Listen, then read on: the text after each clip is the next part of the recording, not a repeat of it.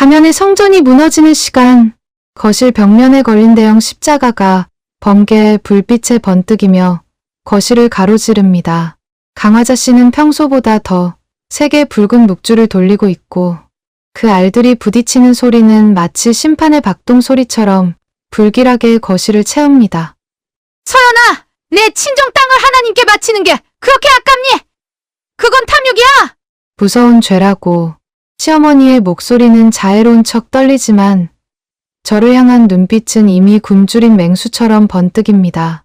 옆에서 비싼 양주를 들이켜던 남편 종철 씨가 잔을 내려놓는 둔탁한 소리가 정적을 깹니다. 당신 어머니 말씀이 곧 법인 거 몰라? 그 땅 어차피 장모님 돌아가시면 우리 거잖아. 미리 좀 쓰겠다는데 왜 자꾸 죽은 사람처럼 굴어? 효도가 별거야? 남편의 비릿한 술 냄새가 제 코끝을 찌르고 시어머니의 묵주 소리는 점점 빨라져 이제는 날카로운 금소금처럼 제 고막을 긁어댑니다.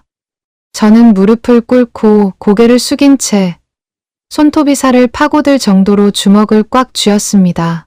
제 발치에 떨어진 빗방울 섞인 흙냄새가 마치 요양원에 갇힌 엄마의 비명처럼 느껴집니다. 어머니, 그리고 종철 씨, 당신들이 말하는 그 거룩한 신이 지금 이 추악한 광경을 보고 무슨 생각을 하실까요? 저는 천천히 고개를 들어 그들을 바라보았습니다. 입술은 가늘게 떨리고 있지만 제 눈동자에는 이미 서늘한 불꽃이 일렁이고 있죠. 강화자 씨가 승리를 예감한 듯 입가에 비릿한 미소를 띠는 순간 저는 비로소 당신들을 위한 지옥의 문을 열기로 결심했습니다. 알겠어요. 어머니, 그 땅 원하시는 대로 하세요. 하나님이 기뻐하시는 일이라는데 제가 어떻게 막겠어요. 제 입에서 나간 그 한마디에 두 사람은 서로를 보며 환호하듯 웃음을 터뜨립니다. 하지만 그 웃음소리는 당신들이 스스로 판 무덤 속으로 쏟아지는 첫 번째 흙덩이 소리였습니다. 자, 이제 가면 무도회의 막을 올릴 시간입니다. 식탁 위에는 김이 모락모락 피어오르는 십전대보탕이 놓여 있습니다. 시어머니 강화자 씨는 오늘도 알이 굵은 붉은 묵주를 손가락 사이로 바삐 굴리며 입술로는 쉴 새 없이 방언 섞인 기도를 읊조리고 있죠. 그 규칙적인 묵주 아래 마찰음이 마치 제 목을 죄어오는 밧줄 소리처럼 거실의 정적을 깨뜨립니다. 그녀는 기도를 마친 듯 눈을 뜨더니 자애로운 목소리로 저를 향해 독이 든 성배 같은 제안을 건넵니다. 서연아, 내 친정아버지가 남기신 그 들판 말이다. 하나님께서 내 어젯밤 기도 중에 계시를 주셨어. 그곳에 고아와 과부를 위한 성전을 세우라고 하시더구나. 사돈 어른의 재산이 세상의 욕심에 쓰이지 않고 하나님 사업에 들여진다면 그보다 더 큰 축복이 어디 있겠니? 그녀의 눈동자는 신앙의 열정이 아니라 기름진 땅을 향한 노골적인 탐욕으로 번뜩입니다. 옆에서 신문을 넘기던 남편 종철 씨는 약속이라도 한 듯 거들더군요. 종이 넘기는 날카로운 소리가 제 고막을 긁습니다. 당신, 어머니 말씀 들어서 나쁠 거 없어. 우리 집안이 복을 받으려면 예물이 정직해야지. 그 땅, 우리 명의로 돌려서 교회에 기부하자. 남편의 목소리에는 아내에 대한 배려 대신 사업 자금으로 쓰일 담보물을 확보하려는 조급함이 묻어납니다. 거실 벽에 걸린 대형 십자가의 그림자가 길게 늘어져 저를 덮쳐오는 기분입니다. 저는 고개를 숙인 채 찻잔 속에 일렁이는 갈색 액체를 바라보며 속으로 차갑게 되뇌었습니다. 어머니, 당신이 입술로 부르는 그 신이 정말 당신의 이 추악한 도둑질을 기뻐하실까요? 강화자 씨의 붉은 묵주가 다시 달그락거리며 돌아가기 시작합니다. 그것은 축복의 소리가 아니라 제 소중한 것들을 갉아먹으려 달려드는 쥐떼의 갈짝거림처럼 들립니다. 저는 세상에서 가장 순종적인 미소를 지으며 떨리는 목소리로 대답했습니다. 어머니 뜻이 그러하시다면 제가 어떻게 거역하겠어요. 제 대답에 만족한 듯 그녀가 내뱉는 할렐루야 소리가 거실 천장에 부딪혀 비릿하게 울려 퍼집니다. 하지만 그녀는 모를 겁니다. 제가 방금 내어준 것은 친정의 땅이 아니라 당신들을 지옥으로 안내할 첫 번째 초대장이라는 사실을 말입니다. 이제 거룩한 가면을 쓴 당신들의 연극에 제가 가장 잔혹한 각본을 써 내려가려 합니다. 거룩한 강탈 붉은 묵주와 가짜 기도를 듣게 됩니다. 어둠이 짙게 깔린 안방 너머로 남편 종철 씨와 시어머니의 낮은 속삭임이 문틈을 타고 흘러나옵니다. 평소에는 거룩한 찬송가를 틀어두던 라디오조차 숨을 죽인 밤. 그들의 목소리는 마치 뱀이 마른 뱀 허물을 벗으며 내는 소리처럼 스산하게 고막을 긁습니다. 저는 복도 끝 차가운 벽에 몸을 밀착한 채 제 세계가 무너지는 소리를 듣고 있었습니다. 종철아, 사돈댁 인감은 서연이 그 애 화장대 깊숙한 곳에 있더라. 내가 오늘 청소하는 척하며 봐두었어. 서연이가 잠들면 내가 슬쩍 챙겨오너라. 서류는 이미 법무사 통해서 다 짜두었으니 도장만 찍으면 그 땅은 우리 거다. 시어머니의 목소리에는 일말의 가책도 없었습니다. 오히려 대단한 성업을 완수하려는 사명감마저 느껴졌죠. 뒤이어 들리는 남편의 짧고 단호한 대답. 걱정 마세요, 어머니. 서연이는 제가 약 기운 있는 차를 먹였으니 아침까지 못 깨어날 겁니다. 제 손끝이 딱딱하게 굳어버렸습니다. 제가 오늘 마셨던 그 달콤한 대추차가 사실은 저를 잠재우기 위한 올감이었다는 사실에 가슴 밑바닥에서 뜨거운 신물이 올라왔습니다. 잠시 후 안방 문이 열리는 육중한 마찰음과 함께 남편의 발소리가 거실을 가로질러 제가 잠든 척하고 있는 방으로 다가옵니다. 뚜벅뚜벅 심장박동과 맞물리는 그 발소리가 제 영혼을 짓밟는 소리처럼 들립니다. 침대에 누워 숨을 죽인 제 위로 그의 그림자가 짙게 드리워졌습니다. 서랍이 조심스럽게 열리는 소리, 그리고 비단, 주머니 속에 담긴 인감도장이 자기 자리를 떠나 그의 거친 손에 쥐어지는 소리.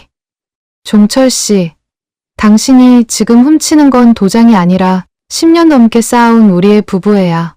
그가 방을 나간 뒤 거실에서는 종이가 바스락거리는 소리와 인감, 패드에 도장이 찍히는 둔탁한 소리가 몇 번이고 반복되었습니다. 쿵쿵 쿵. 그것은 제 친정 엄마의 남은 여생을 단절시키는 단두대의 칼날 소리였습니다. 저는 이불 속에서 피가 나도록 입술을 깨물며 맹세했습니다. 당신들이 찍은 그 도장이 훗날 당신들의 수위를 묶는 낙인이 되게 하겠다고 말입니다. 며칠 뒤 시어머니는 사돈 어른이 기력이 약해 보이셔서 공기 좋은 기도원에 잠시 모셨다며 환하게 웃었습니다. 하지만 제 직감은 비명을 지르고 있었죠. 제가 달려간 곳은 이름만 기도원일 뿐, 낡은 철창과 곰팡이 냄새가 진동하는 산속의 외딴 요양원이었습니다. 복도를 따라 늘어선 병실에서는 정체를 알 수 없는 신음과 억눌린 비명들이 유령처럼 떠돌고 있었습니다. 엄마 어디 있어? 복도 끝 302호. 굳게 잠긴 문. 유리창 너머로 초점 없는 눈을 한 채 침대에 묶여있는 엄마를 발견했습니다. 강화자 씨가 천국 같은 곳이라 묘사하던 그곳은 산 사람을 유령으로 만드는 거대한 무덤이었습니다. 엄마의 여인 손목에는 억지로 지장을 찍느라 묻은 듯한 시퍼런 잉크 자국이 문신처럼 남겨져 있었습니다.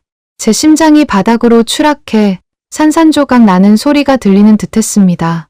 그때 뒤에서 들려오는 시어머니의 서늘한 목소리. 서연아, 사돈이 치매기가 심해서 어쩔 수 없었단다. 여기서 회개하고 기도하다 보면 하나님이 고쳐주시지 않겠니? 그녀의 손에는 여전히 붉은 묵주가 들려 있었고 그것을 굴리는 소리가 마치 승리자의 비웃음처럼 복도에 울려 퍼졌습니다. 그녀 옆에 선 종철 씨는 제 눈을 피하며 먼 산만 바라보고 있더군요. 저는 엄마의 울부짖음을 뒤로 한 채 차갑게 돌아섰습니다. 지금 여기서 울고불고 매달려봤자 저들은 눈 하나 깜짝하지 않을 테니까요. 요양원을 내려오는 길, 마른 나뭇가지들이 바람에 부딪히며 내는 날카로운 소리가 마치 하늘의 분노처럼 들렸습니다. 어머니, 종철 씨. 당신들이 지은 이 추악한 성전의 기둥이 당신들의 머리 위로 무너져 내릴 날이 머지않았어요. 이제 제 차례입니다. 안개 자욱한 상기를 내려오며 저는 휴대폰을 꺼내 누군가에게 메시지를 보냈습니다. 준비해줘요. 이제 그들의 가면을 벗길 연극을 시작할 테니 제 눈에 고였던 눈물은 차갑게 식어 이제는 그 무엇보다 예리한 복수의 칼날이 되어 빛나고 있었습니다. 시어머니 강화자 씨가 특별 철야, 기도를 명목으로 집을 비운 오후 저택은 무덤 같은 고요에 잠겼습니다. 저는 평소 그녀가 성소라 부르며 제 출입을 엄격히 금했던 서재로 발을 들였습니다. 방 안에는 백합 향수가 진하게 깔려 있었지만 그 아래 숨겨진 비릿한 돈 냄새까지는 감추지 못했죠. 벽면을 가득 채운 성경 주석서들 사이 대형 십자가 액자 뒤편을 더듬자 차갑고 이질적인 금속의 촉감이 손끝에 닿았습니다.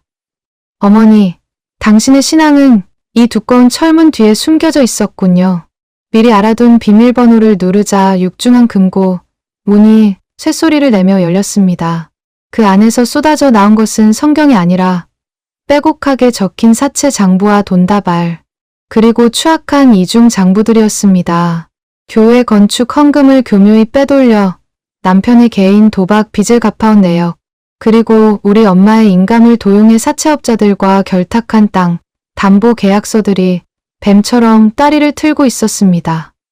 저는 떨리는 손으로 그 증거들을 한 장씩 촬영하기 시작했습니다. 카메라의 셔터 소리가 정적을 깰 때마다 그녀가 평생 쌓아올린 가짜 성전의 기둥들이 모래성처럼 흔들리는 환청이 들렸습니다. 장부 마지막 장에는 제 이름 앞으로 된 거액의 생명보험 가입 서류까지 끼워져 있더군요. 심장이 바닥으로 추락해 산산조각 나는 소리가 들리는 듯했습니다. 저는 증거들을 클라우드에 전송하고 금고를 원래대로 닫았습니다. 서재를 나오며 마주친 거울 속의 저는 더 이상 예전의 순종적인 며느리가 아니었습니다. 어머니, 당신이 그토록 사랑하는 이 종이 조각들이 결국 당신의 수위가 될 거예요. 거실에 울려 퍼지는 괴종시계의 육중한 타종 소리가 당신들의 파멸을 알리는 카운트다운처럼 들려왔습니다. 거실 탁자 위, 햇살이 가장 잘 드는 곳에 서류 한 뭉치를 일부러 흘려두었습니다. 신도시 개발 확정지 내부 문건이라는 붉은 직인이 찍힌 가짜 서류였죠. 외출해서 돌아온 시어머니 강화자 씨의 시선이 그곳에 꽂히는 순간 그녀의 붉은 묵주가 돌아가는 속도가 눈에 띄게 빨라졌습니다. 탐욕으로 번들거리는 그녀의 눈동자를 보며 저는 세상에서 가장 순진한 목소리로 독백하듯 말을 건넸습니다. 어머니, 요양원에 계신 저희 아버지가 예전에 사두신 땅인데 이곳에 성전을 지으면 나중에 수천 배의 보상을 받을 수 있다는 소문이 있더라고요. 하지만 당장 내일까지 계약금을 넣지 않으면 기회가 사라진대요. 그녀는 허겁지겁 남편 종철 씨를 불러들였습니다. 두 사람이 머리를 맞대고 가짜 지도를 훑으며 콧김을 몰아쉬는 소리가 거실의 정적을 지저분하게 어지럽힙니다. 종철아, 이건 하나님이 우리 가문에 주시는 마지막 축복이다. 사돈 명의로 된 비자금뿐만 아니라 지금 우리가 살고 있는 이 집을 담보로 해서라도 그 땅을 사야 해. 남편 역시 이성을 잃은 채 사채업자들에게 전화를 돌리기 시작했습니다. 네, 얼마든지 빌려주세요. 일주일 뒤면 몇 배로 갚을 수 있습니다. 전화를 끊는 남편의 거친 숨소리와 옆에서 할렐루야를 연발하는 시어머니의 광기 어린 웃음소리가 기괴한 화음을 만들어냈습니다. 저는 소파 구석에서 차갑게 식어가는 찻잔을 내려다보며 속으로 조용히 읊조렸습니다. 어머니, 종철 씨.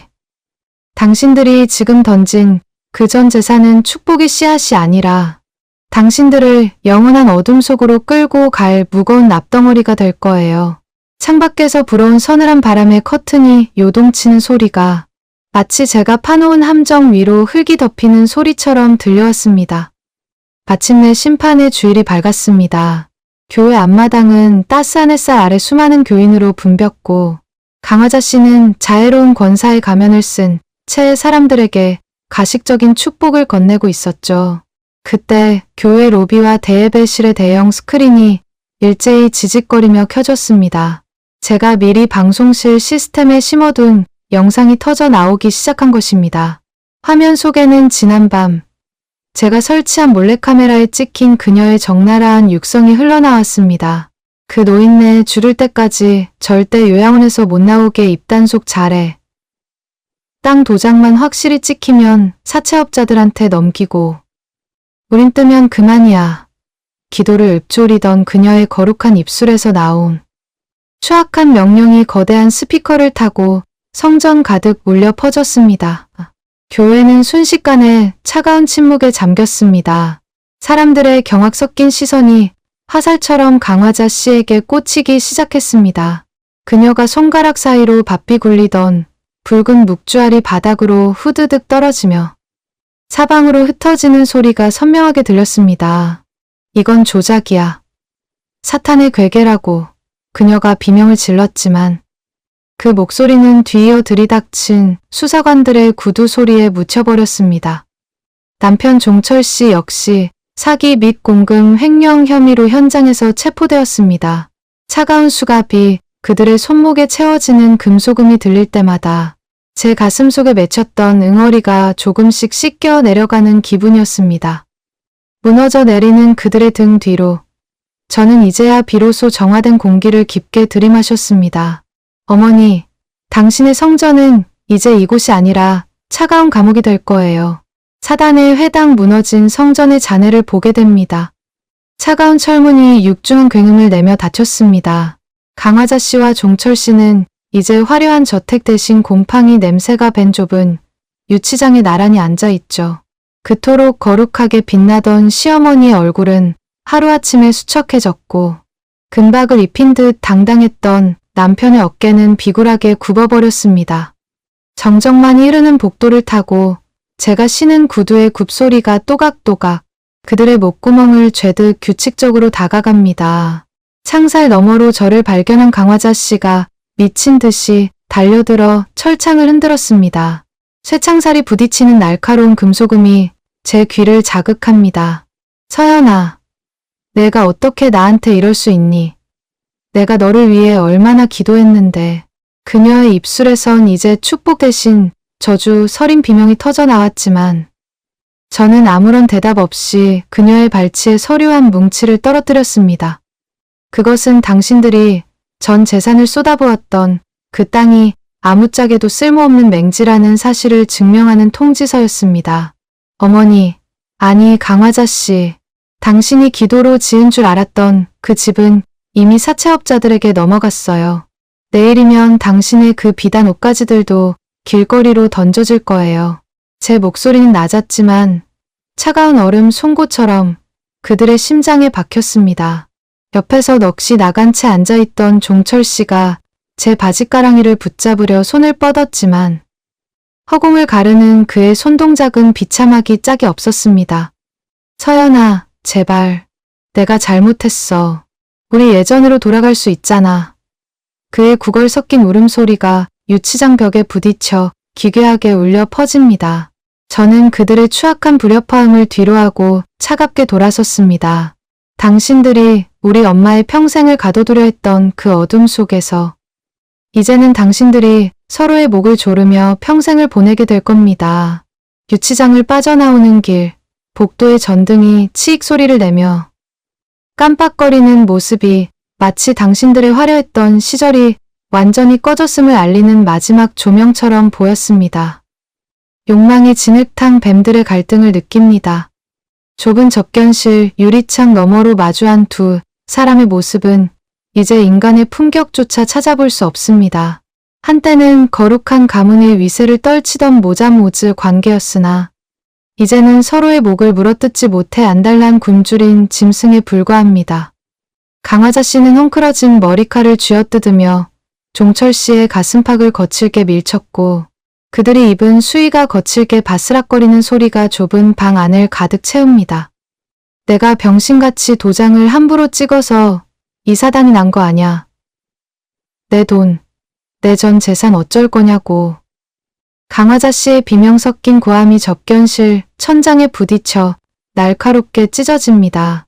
그 여자 종철 씨도 더 이상 참지 못하겠다는 듯 핏발선 눈으로 어머니를 향해 소리를 질렀습니다. 어머니가 신에 계시니 뭐니 하면서 부추겼잖아요. 그놈의 땅 때문에 내 인생이 박살났는데 아직도 돈 타령이에요? 아들의 거친 항변에 강화자 씨의 손바닥이 종철 씨의 뺨을 때리는 둔탁한 파열음이 울려 퍼집니다. 유리창 하나를 사이에 두고 그들의 난투극을 지켜보며 저는 차갑게 식은 눈으로 그들을 내려다보았습니다. 당신들이 우리 엄마의 피눈물을 짜내어 쌓아 올린 그 가짜 성전이 무너지자 남은 것은 오직 서로를 향한 날 것의 증오뿐이군요. 돈이라는 우상이 사라진 자리에서 당신들의 거룩한 사랑은 그토록 값싸게 변질되었습니다. 강화자 씨는 이제 유리창을 손톱으로 긁으며 저를 향해 울부짖습니다. 끼익끼익 소름 끼치는 금소금이 제 고막을 파고들지만 저는 단 한 방울의 동정심도 느끼지 못합니다. 서연아, 제발 종철이만이라도 꺼내줘. 응, 너희 부부였잖니. 저는 가방을 챙겨 일어나며 나직하게 읊조렸습니다. 당신들이 서로를 원망하며 뱉어내는 그 독설이 당신들이 받을 평생의 기도가 될 거예요. 등 뒤로 들려오는 그들의 처절한 통곡과 악다구니는 제가 들은 그 어떤 찬송가보다도 감미로운 종지부였습니다. 광야의 심판 흩어진 모래성을 보게 됩니다. 교도소 정문 앞에 서자 차가운 새벽바람이 제 코트깃을 스칩니다. 이제 당신들에게 남은 것은 권사라는 명예도 성공한 기업가라는 직함도 아닌 붉은 줄이 그어진 점과 기록과 산더미처럼 불어난 빚더미뿐입니다. 저는 가방에서 시어머니의 상징이었던 붉은 묵주알 하나를 꺼내 발밑에 웅덩이로 던져 넣었습니다. 퐁당 하고 잠기는 소리는 당신들의 시대가 완전히 수몰되었음을 알리는 조종대어종이었습니다. 어머니, 종철씨. 당신들이 그토록 사랑하던 황금의 성전은 이제 압류, 딱지로 도배된 흉가가 되었어요. 제 독백은 허공에 흩어지는 안개처럼 차분했습니다. 강화자 씨가 사채업자들에게 빌린 돈은 하루가 다르게 이자를 불려나갔고 그녀가 다니던 교회 입구에는 그녀의 제명을 알리는 공고문이 붙었습니다. 사람들의 존경을 먹고 살던 그녀에게 교인들의 싸늘한 외면과 경멸, 어린 수군거림은 그 어떤 태질보다 더 아픈 채찍질이 되어 돌아갔을 겁니다. 남편 종철 씨는 감옥 안에서도 뒷독촉에 시달리는 사채업자들의 협박 편지를 받으며 매일 밤 공포에 떨고 있습니다.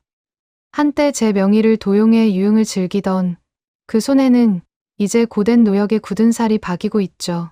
그가 휘두르던 권력의 지팡이가 이제는 스스로를 찌르는 가시가 된 셈입니다.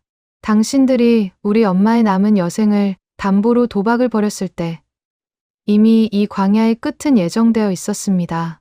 저는 저택에서 챙겨온 마지막 짐가방을 차 트렁크에 실었습니다. 텅 빈 집안에서는 더 이상 가짜 기도 소리도 위선적인 찬송가도 들리지 않습니다. 오직 바람에 흔들리는 빈 그네의 끼익거리는 소리만이 이곳이 지옥이었음을 증명할 뿐입니다.